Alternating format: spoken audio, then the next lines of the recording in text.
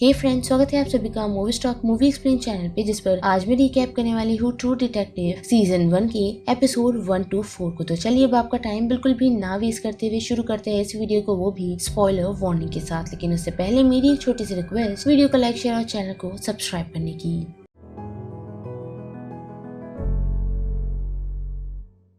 Film की शुरुआत हमें दो डिटेक्टिव से दिखाई जाती है जो डोरा लेन के मर्डर के बारे में फिर से डिस्कस कर रहे हैं, जो मर्डर 1995 में हुआ था, जिस मर्डर का इन्वेस्टिगेशन मार्टिन और रस्ट ने किया था। और अब मेनर्ड और थॉमस इस बारे में इसीलिए डिस्कस कर रहे हैं क्योंकि उनके सामने ऐसा ही एक केस पेश आया है, जिसके बाद कहानी 1995 की तरफ बढ़ती है, जहाँ हम देख पाते हैं कि रस्टी और मार्टिन डोरा के फार्म में उसकी डेड बॉडी को रिकवर करते हैं, जिसे देख उन लोगों को ऐसा ही लग रहा है कि उस पर कुछ रिचुअल्स किए गए हैं, क्योंकि डोरा के सर को हिरन की सींगों से ढका गया है, साथ ही उसकी पीठ पर अजीब सा सिंबल है और उसी के साथ उसके बाजू में कुछ लकड़ियां ट्रायंगल शेप्स में रखी गई हैं, जिसे देख रस्टिन का यही मानना है कि इस किलर का ये पहला खून नहीं है। साथ ही जिस लड़की का मर्डर हुआ है वो कोई प्रोस्टिट्यूट है। लेकिन इतना ही नहीं, बल्कि रस्टी इस केस को ज्यादा तवज्जो नहीं देता। लेकिन वही बात करें मार्टिन की तो उसे इस केस में काफी इंटरेस्ट है, पर रस्टी उसे अपने घर पर इन्वाइट करता है क्योंकि वो लोग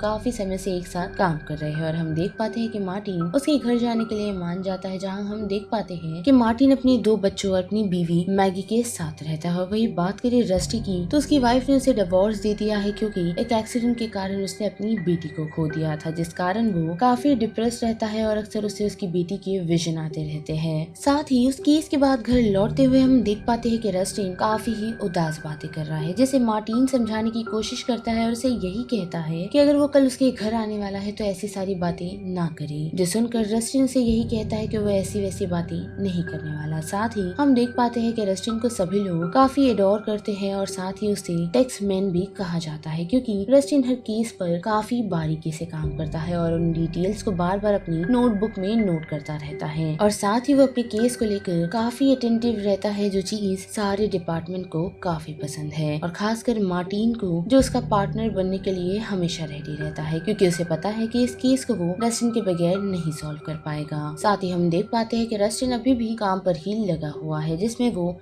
कुछ प्रोस्टिट्यूट से बात करता है, लेकिन उसे डोरा की कुछ खास इन्फॉर्मेशन नहीं मिलती। और दूसरे दिन मार्टिन और रस्टिन डोरा के एक्स बॉयफ्रेंड से बातचीत करने के लिए पहुंचते हैं, जिस बातचीत से उन्हें ये पता चलता है कि वो शख्स डोरा से काफी टाइम पहले मिल चुका है। साथ ही उसने उसे ये भी बताया था कि उसे नन बनना है और किसी येलो किंग के बारे में वो अक्सर बात किया करती थी। जिसके बाद क्या वो लोग डिनर के लिए निकलते हैं और हम देख पाते हैं कि रस्टिन काफी ही ड्रिंक कर आया है, जो चीज मार्टिन को पसंद नहीं आती और वो उसे जल्द से जल्द डिनर यहाँ से जाने के लिए कहता है, लेकिन किसी को उसे पिक करने के लिए भी बुलाता है। और डिनर के वक्त हम देख पाते हैं कि रस्टिन मार्टिन की वाइफ मैगी से काफी अच्छी तरीके से पेश आता है, जिस दौरान उन लोगों की बातचीत मार्टिन की फैमिली को लेकर भी होती है, जिससे मैगी थोड़ी अपसेट हो जाती है। लेकिन रस्टिन टॉपिक चेंज कर देता है और वो लोग काफी पीसफुली डिनर करते हैं। साथ ही प्रेजेंट की टाइमलाइन से हमें, यानी कि थॉमस और मेनार्ड से हमें ये पता चलता है कि रस्टिन और मार्टिन ने लगभग 7 साल एक दूसरे के साथ काम किया, लेकिन 8वें साल उन लोगों ने अपने इस काम को एक साथ कंटिन्यू नहीं किया। जिसके बाद फिर से बड़े 1995 की तरफ तो हम देख पाते हैं कि मार्टिन और रस 5 साल की खोई हुई बच्ची की इन्वेस्टिगेशन कर रहे हैं, और मैरी के अंकल से पूछताछ करने पर उन लोगों को ज्यादा इन्फॉर्मेशन नहीं मिलती, क्योंकि उनकी पूरी बॉडी पैरालाइज हो चुकी है। पर लौटते वक्त उन लोगों को स्टोरेज रूम की तरफ ठीक वैसा ही लकड़ी का टुकड़ा मिलता है जैसा उन लोगों को डोरा की डेड बॉडी के पास मिला था, जिससे उन्हें ये कंफर्म हो जाता है कि मैरी का मिसिंग होना और डोरा की डेथ एक दूसरे से मे बी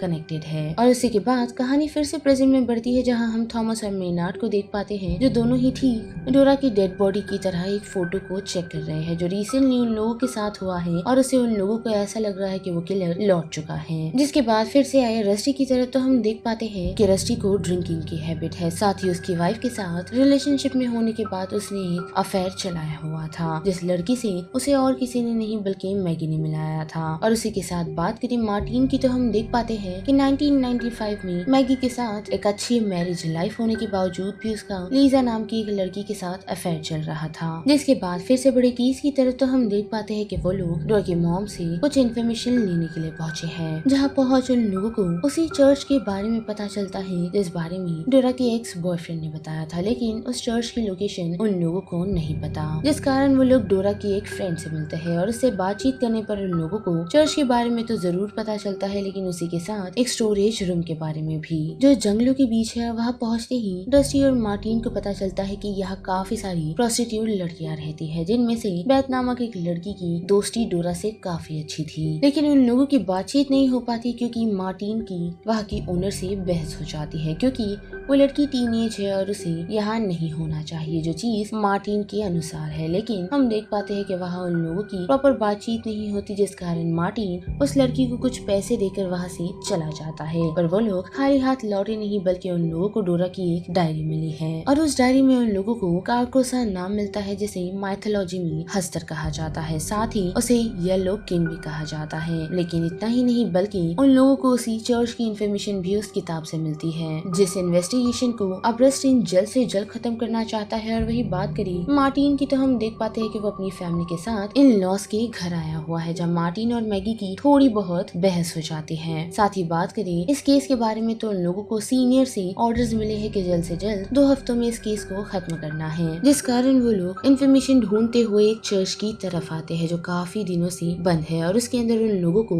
काफी सारे फिगर्स मिलते हैं, यानी कि काफी सारी आर्ट मिलती है जो डोरा की सेम डेथ जैसा है, जिस कारण वो लोग उस चर्च पर और इन्फॉर्मेशन निकालने का डिसाइड करते हैं, जहाँ उन लोगों की मुलाकात टीना नामक एक लड़की से होती है जो अक्सर इस चर्च में आया करती थी और उसकी मुलाकात यहाँ डोरा से काफी बार हुई है। साथ ही टीना ने लास्ट टाइम डोरा को एक शख्स के साथ देखा था जिसके फेस पर किसी तरह का मार्क है, जिस शख्स को वो लोग ढूंढने में कामयाब होते हैं, लेकिन पूछताछ से उन लोगों को उस शख्स से कुछ भी नहीं पता चलता। पर फिर भी वो लोग हार नहीं मानते और इस केस को कंटिन्यू रखते हैं। वही बात करें मैगी की तो हम देख पाते हैं कि उसने रस्टी की मुलाकात उसकी एक और दोस्त से करवाई है और उसी पार्टी में मार्टिन नोटिस कर पाता है कि लीजा भी पहुंची है, वो भी किसी शख्स के साथ, जिस कारण वो उसे बातचीत करने की कोशिश तो करता है, लेकिन उसे अपने काम से काम रखने के लिए कहती है, जिसे चिढ़ वो लीजा के घर में घुस नशे की हालत में उस शख्स को काफी मारता है। साथ ही हम देख पाते हैं कि मार्टिन की पर्सनल लाइफ धीरे धीरे खराब हो रही है। वही बात करें रस्टी की तो उसका पूरा ध्यान केस पर है, क्योंकि उसे एनी हाउस किलर को ढूंढना है, जिस कारण उसकी इन्फॉर्मेशन से उसे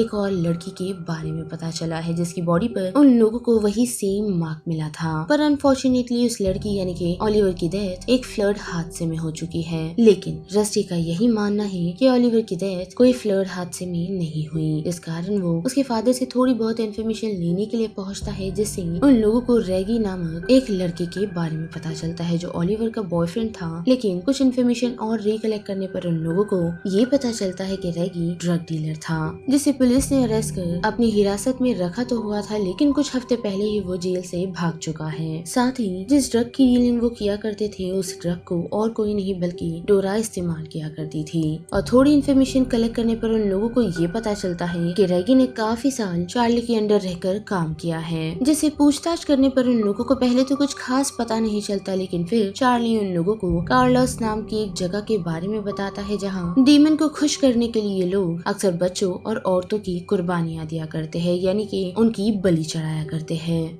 साथ ही चार्ली उन लोगों को बताता है कि उसे सिर्फ इतनी ही इन्फॉर्मेशन है और अगर उन लोगों को थोड़ी बहुत और डिटेल जाननी है तो उन्हें टायरो नामक एक शख्स से मिलना चाहिए, जिसके साथ रेगी ने काफी समय काम किया है, जिसे ढूंढने के लिए वो लोग उसकी वाइफ और एक्स गर्लफ्रेंड से भी बातचीत करते हैं। लेकिन उन लोगों को टायरो के बारे में ज्यादा कुछ पता नहीं चलता। लेकिन उसी दौरान मार्टिन को उसकी वाइफ मैगी का कॉल आता है, जो उसे उसके और लीजा के अफेयर के बारे में बताती है, जिससे वो काफी चिढ़ चुकी है और बच्चों को लेकर चले जाने का डिसाइड करती है। और इन सारी बुरी सिचुएशन के बाद भी हम देख पाते हैं कि मार्टिन टायरॉन को ढूंढने में कामयाब होता है और उससे बातचीत करने पर उसे पता चलता है कि रेगी आयरन क्रूसेडर ड्रग ग्रुप के साथ मिला हुआ है, जो जानते ही मार्टिन रस्टी को इसकी इन्फॉर्मेशन देता है और हम देख पाते हैं कि वो दोनों आयरन क्रूसेडर तक पहुंचने की योजना बनाते हैं। लेकिन उसी के साथ हमें ये भी पता चलता है कि रस्टी आयरन क्रूसेडर के बारे में थोड़ी बहुत इन्फॉर्मेशन रखता है, क्योंकि रस्टी पहले नार्कोटिक्स टीम के साथ काम किया करता था, जिस कारण ही वो उस ग्रुप में से जिंजर नामक एक शख्स को जानता है। साथ ही वो उस समय उन लोगों के छोटे मोटे काम भी किया करता था, जिस कारण अब रस्टी को फिर से जिंजर का ट्रस्ट पाने के लिए उसे ये यकीन दिलाना होगा कि वो अभी भी ड्रग्स करता है। जिसके बाद क्या वो काफी नशा कर जिंजर से मिलने के लिए पहुंचता है और कोकीन डीलिंग के वक्त उससे इन्फॉर्मेशन निकालने की कोशिश भी, जो इन्फॉर्मेशन जिंजर उसे देने को तैयार है, लेकिन उससे पहले उसे उसका एक काम करना होगा, जो एक माफिया के घर को लूटना है, क्योंकि उन लोगों ने उस माफिया को ऑलरेडी पकड़ा हुआ है। जहाँ पहुँच वो लोग लूट करे उससे पहले ही हम देख पाते हैं कि पुलिस वहाँ आ पहुँचती है, जिस कारण काफी फायरिंग होना शुरू हो जाती है और एनी हाउ रस्टी जिंजर को उस सिचुएशन से लेकर ही नहीं निकलता, बल्कि उसे